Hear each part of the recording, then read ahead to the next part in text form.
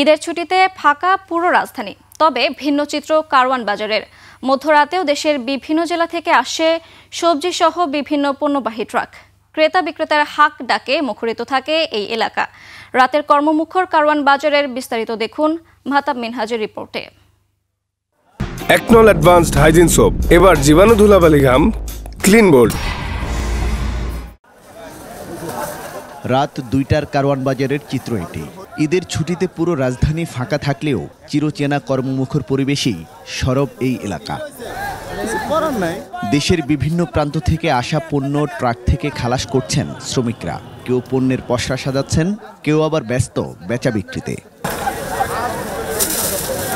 ব্যবসায়ীরা বলছেন, পুরো শহরের খুচরা ব্যবসায়ীরা এখান থেকে পণ্য সংগ্রহ করেন, তাই এই এলাকা নীরব থাকার সুযোগ নেই।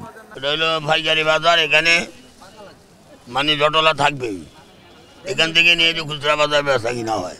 তবে কর্মমুখর হলেও ফাঁকা রাজধানীর প্রভাব এখানেও পড়েছে।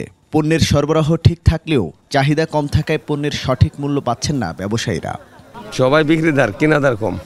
ছুটি শেষ হলেই পণ্যের দামসহ সবকিছু স্বাভাবিক অবস্থায় ফেরার আশা ব্যবসায়ীদের। ঈদের পরে মানুষ আসবে, বাজারে ভরপুর মালও আসবে। মাহতাব মিনহাজ, ২১ টেলিভিশন, ঢাকা।